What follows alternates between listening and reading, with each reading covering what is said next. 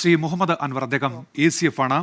ഇപ്പോൾ ഈ പ്രദേശവാസിയായ അദ്ദേഹം പറഞ്ഞു, താങ്കൾ കേട്ടിട്ടുണ്ടാകുമല്ലോ ജോജി കെ അലക്സ് പറഞ്ഞത്. ഇത് നേരത്തെ തന്നെ അവിടെ അത്തരത്തിൽ കടുവാഭീതി നിലനിന്നിരുന്നൊരു മേഖലയാണ്. വനംവകുപ്പിന് പരാതി നൽകിയിരുന്നു. പക്ഷേ അത് പരിഹരിക്കാൻ, അവരുടെ ആശങ്ക അകറ്റാൻ അങ്ങനെ യാതൊരു നടപടിയും വനംവകുപ്പിന്റെ ഭാഗത്തുനിന്ന് ഉണ്ടായിട്ടില്ല എന്നുള്ള വിമർശനം കൂടി ഇപ്പോൾ പ്രദേശവാസികൾ ഈ സംഭവത്തിന് തൊട്ടു പിന്നാലെ ഉയർത്തുന്നുണ്ട്. അത്തരമൊരു പരാതി എന്താണ്? വനംവകുപ്പ് ഇത്തരം കാര്യങ്ങളിൽ എന്തുകൊണ്ട് ഇടപെടുന്നില്ല? എവിടെയാണ് പാളിച്ച പറ്റുന്നത് ശ്രീ മുഹമ്മദ് അൻവർ? വളരെ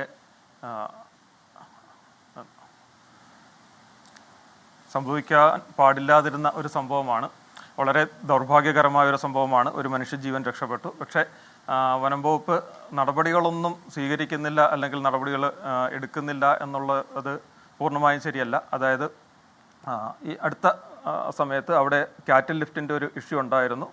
ആടിനെ പിടിച്ച സംഭവം ബഹുമാനപ്പെട്ട പ്രദേശവാസി പറഞ്ഞതുപോലെ ആടിനെ പിടിച്ചുകൊണ്ട് പോയ ഒരു സംഭവം റിപ്പോർട്ട് ചെയ്യപ്പെട്ടിരുന്നു. അപ്പോൾ അതുമായിട്ട് ബന്ധപ്പെട്ട് അവിടെ വന്യജീവിയുടെ സാന്നിധ്യം നിരീക്ഷിക്കാനും അവിടെ കൂടുകൾ വയ്ക്കാനും അവിടെ RRTയുടെ 24 മണിക്കൂറും തന്നെ ആ പ്രദേശത്ത് നിരീക്ഷണത്തിനുള്ള സംവിധാനങ്ങൾ ഏർപ്പാട് ചെയ്തിരുന്നു.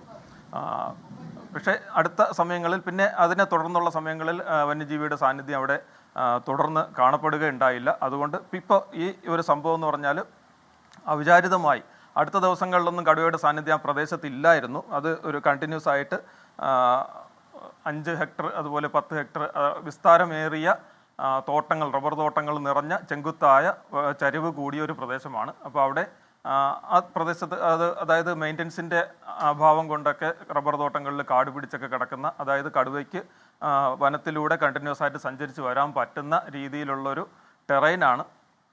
അടുത്ത ദിവസങ്ങളിൽ കഴിഞ്ഞ ആഴ്ചയിലോ അല്ലെങ്കിൽ കഴിഞ്ഞ ദിവസങ്ങളിലോ ഒന്നും കടുവയുടെ സാന്നിധ്യം ശ്രദ്ധയിൽപ്പെട്ടിരുന്നെങ്കിൽ കൂടുതൽ വളരെ ജാഗ്രതയോടുകൂടി തന്നെ നിരീക്ഷിക്കുകയും RRTയുടെ നിരന്തര സാന്നിധ്യം ഉണ്ടാവുകയും ചെയ്യുമായിരുന്നു. അതായത് വന്യജീവിയുടെ സാന്നിധ്യം ശ്രദ്ധയിൽപ്പെടുമ്പോഴും അത് റിപ്പോർട്ട് ചെയ്യപ്പെടുമ്പോഴും കൃത്യമായി അതിനെ കൂടുവയ്ക്കാനോ അതിനെ നിരീക്ഷിക്കാനോ ഒക്കെയുള്ള സംവിധാനങ്ങൾ ചെയ്യുന്നുണ്ട്. ഇപ്പോൾ തന്നെ ഈ സംഭവം അറിഞ്ഞത് ഉടനെ തന്നെ അവിടെ RRTയുടെ സാന്നിധ്യം ഉണ്ടായിട്ടുണ്ട്. വയനാട് നിന്നും മറ്റും കടുവയെ നിരീക്ഷിക്കുന്നതിനും കടുവയെ പിടികൂടുന്നതിനും പറ്റിയ വിദഗ്ധരുടെ സംഘം അങ്ങോട്ട് തിരിച്ചിട്ടുണ്ട്. ആനയെ ഉൾപ്പെടെ അവിടെ കൊണ്ടുവരുന്നതിനുള്ള സംവിധാനങ്ങൾ ചെയ്തിട്ടുണ്ട്. അപ്പോൾ അതുപോലെ RRT വനംവകുപ്പിൻ്റെ റാപ്പിഡ് റെസ്പോൺസ് ടീമുകൾ കേരളത്തിൽ എല്ലായിടത്തും ഇത് തന്നെയാണ്. 28ഓളം RRTകൾ 24 മണിക്കൂറും ജാഗ്രതയോടെ ഇത്തരത്തിലുള്ള വന്യജീവികൾ ഇറങ്ങുന്ന സ്ഥലങ്ങളിലൊക്കെ നിരീക്ഷണവും അതുപോലെ സാന്നിധ്യവും കൊണ്ട് ശ്രദ്ധിക്കുന്നുണ്ട്. പരമാവധി മനുഷ്യജീവനുകൾക്കോ അല്ലെങ്കിൽ വളർത്തുമൃഗങ്ങൾക്കോ ഒന്നും അപകടങ്ങൾ പറ്റാത്ത രീതിയിലുള്ള നിരീക്ഷണങ്ങൾ ഞങ്ങൾ ചെയ്യുന്നുണ്ട്.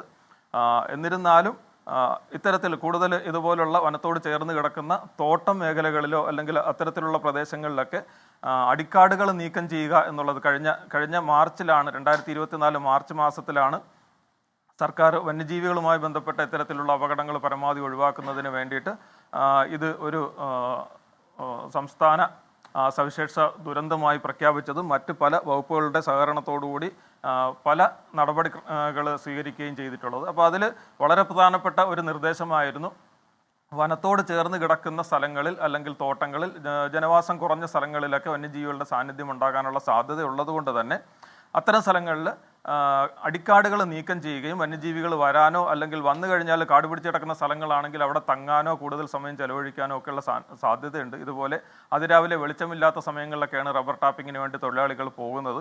ആ സമയത്ത് വെളിച്ചമില്ലാത്ത സമയത്ത് തന്നെ വളരെ ആക്റ്റീവായിരിക്കുന്ന ഇത്തരം ജീവികളൊക്കെ അവിടെ വന്നു പെട്ടിട്ടുണ്ടെങ്കിൽ ഇവരെ അറ്റാക്ക് ചെയ്യാനോ അല്ലെങ്കിൽ അപകടം പറ്റാനോ ഒക്കെയുള്ള സാധ്യതകളുണ്ട്. അത്തരം ജാഗ്രതാ നിർദ്ദേശങ്ങൾ നേരത്തെ കൊടുത്തിട്ടുള്ളതാണ്. തദ്ദേശ സ്വയംഭരണ സ്ഥാപനങ്ങൾ വഴിയും അല്ലെങ്കിൽ റവന്യൂ വകുപ്പ് വഴിയും ഈ തോട്ടം ഉടമകളോട് തന്നെ അത്തരത്തിലുള്ള അടിക്കാടുകൾ നീക്കം ചെയ്യാനൊക്കെയുള്ള നിർദ്ദേശങ്ങൾ കൊടുത്തിട്ടുണ്ടായിരുന്നു. അത്തരത്തിൽ നീക്കം ചെയ്യാത്ത സ്ഥലങ്ങളിൽ LSGയുടെ ഒരു മുൻകൈ എടുത്ത് തന്നെ അത്തരം കാട് പിടിച്ച് കിടക്കുന്ന സ്ഥലങ്ങളൊക്കെ തെളിച്ചിടുകയും വന്യജീവികളുടെ സാന്നിധ്യം അവിടെ നിന്ന് പൂർണ്ണമായി ഒഴിവാക്കുന്നതിനുള്ള നടപടികളൊക്കെ സ്വീകരിച്ചിട്ടുണ്ടായിരുന്നു, നിർദ്ദേശങ്ങളൊക്കെ കൊടുത്തിട്ടുണ്ടായിരുന്നു. അപ്പോൾ ഇനാക്റ്റീവാണ് അല്ലെങ്കിൽ കാര്യങ്ങളൊന്നും ചെയ്യുന്നില്ല എന്നുള്ള രീതിയിലല്ല, പക്ഷെ വളരെ ആക്റ്റീവായിട്ട് തന്നെ ഒത്തിരി.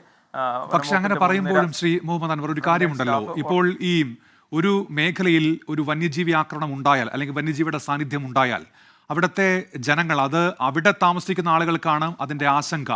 അവർ അങ്ങനെ ഭീതിതമായൊരു സാഹചര്യത്തിൽ കഴിയേണ്ടി വരിക. സ്വാഭാവികമായും അവരുടെ ആശങ്ക പരിഹരിക്കണം. അങ്ങനെ ഒരു വന്യജീവിയുടെ സാന്നിധ്യം ഉണ്ടായാൽ ആ വന്യജീവി അവിടെ നിന്ന് മാറി അല്ലെങ്കിൽ ആ ഭീതി പൂർണ്ണമായി പരിഹരിച്ചു, അത് ഉറപ്പുവരുത്തേണ്ടത് വനംവകുപ്പല്ലേ? അത്തരമൊരു സംവിധാനമുണ്ടോ? എങ്ങനെയാണ് അവിടെ ഈ വന്യജീവി ഭീതി ഇല്ലാത്ത ഒരു സ്ഥിതിയിലേക്ക് കാര്യങ്ങൾ എത്തിയെന്ന് വനംവകുപ്പ് എന്തിന്റെ അടിസ്ഥാനത്തിലാണ് വിലയിരുത്തുക? മറ്റൊന്ന്, താങ്കൾ ഇപ്പോൾ ഈ സൂചിപ്പിച്ച ഈ മുൻകരുതൽ നടപടികൾ, അത് നിർദ്ദേശം കൊടുക്കുക എന്നതിനപ്പുറം അതൊക്കെ പ്രാവർത്തികമായിട്ടുണ്ടോ എന്നത് ഉറപ്പുവരുത്തേണ്ടതും ആരാണ്, ശ്രീ മുഹമ്മദ് അൻവർ?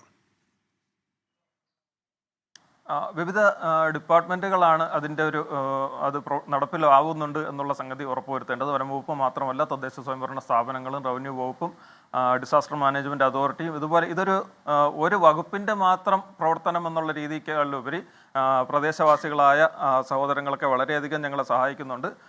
അതുപോലെ മറ്റ് വിവിധ ലൈൻ ഡിപ്പാർട്ട്മെൻറ്റ്സിൻ്റെയൊക്കെ സഹായത്തോടു കൂടിയാണ് ഈ കാര്യങ്ങൾ നടപ്പിലാക്കുന്നത്. അപ്പോൾ അത് നടപ്പിലാക്കുന്നുണ്ട് എന്ന് ഇടയ്ക്കിടയ്ക്ക് പരിശോധിക്കുകയും അത് ഉറപ്പുവരുത്തുന്നുമുണ്ട്. മാത്രമല്ല, ഒരു വന്യജീവിയുടെ സാന്നിധ്യം ഒരു സ്ഥലത്ത് ശ്രദ്ധയിൽ പെട്ട് കഴിഞ്ഞാൽ പരമാവധി അത് തുടർച്ചയായ ദിവസങ്ങളിൽ കാണുന്നുണ്ടോ എന്നുള്ളത് പലപ്പോഴും വളരെ റിസ്കി ആയിരിക്കും.